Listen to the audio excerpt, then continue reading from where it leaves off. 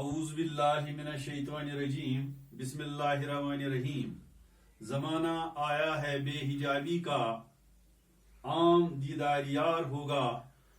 زمانہ آیا ہے بے حجابی کا، عام دیدار یار ہوگا۔ سکوت تھا پردہ دار جس کا، سکوت تھا پردہ دار جس کا، وہ راز اب آشکار ہوگا، وہ راز اب آشکار ہوگا۔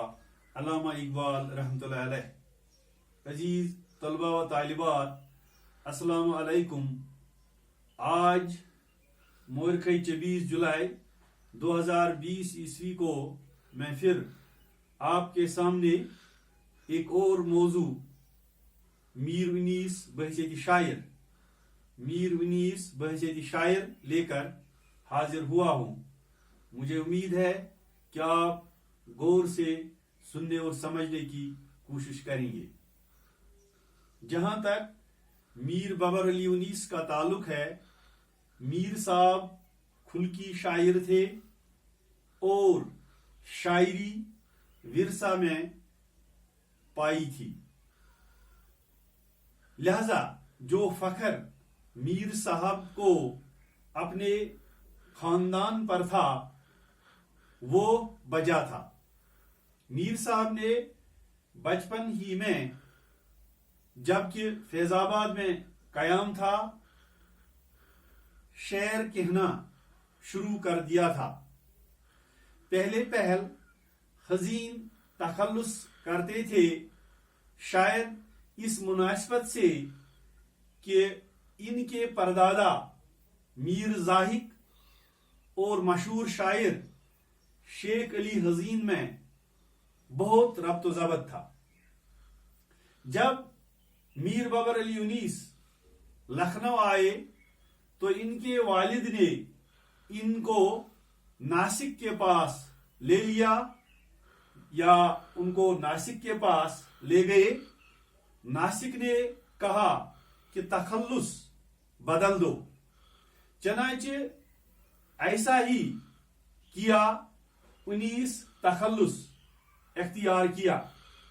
چنانچہ ان کی شہرت ان کے والد کے زمانہ میں ہو چکی تھی۔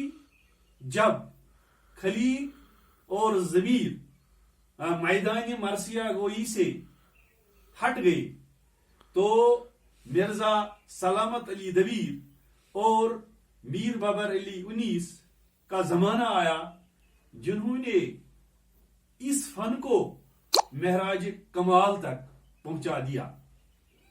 میر بابر علی انیس نے 225 مرثیے، سلام، قطعات اور رباعیاں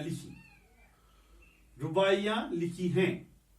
افسوس ہے کہ میر بابر علی انیس کا پورا کلام اب تک شائع نہیں ہوا، مگر جس قدر چھپ چکا ہے 5 جلدوں میں ہے۔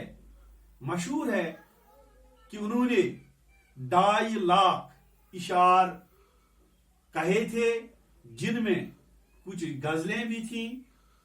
اردو ادب میں میر انیس کو یا میر انیس ایک خاص مرتبہ رکھتے ہیں۔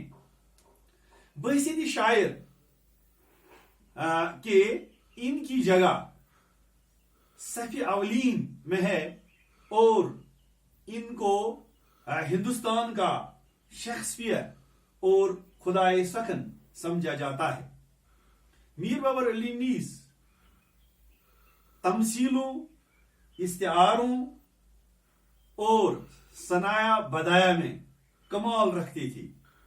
میر بابر علی انیس ایک قادر الکلام شاعر تھے اور فن شاعری کے امور سے آگاہ تھے۔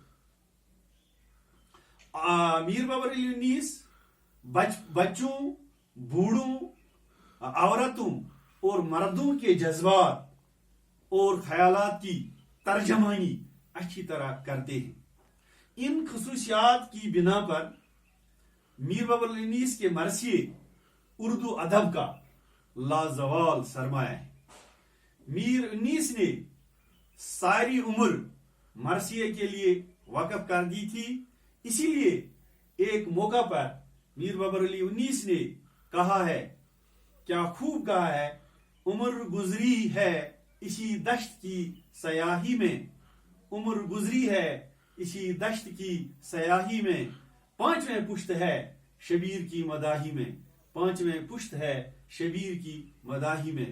تو عزیز طلبہ و طالبات، آج میں نے آپ کو اردو مرثیہ گوئی کے ایک مشہور معروف شاعر میر بابر علی 19 کے بارے میں جانکاری دی۔ میر بابر علی 19 بحیثیت شاعر، مجھے امید ہے کہ آپ نے اس کو اچھی طرح سے سمجھ لیا ہوگا اور گھر پر آپ کو اور اس کو اور زیادہ سمجھنے کی کوشش کریں گے۔ وآخر دعوانا الحمدللہ رب العالمین۔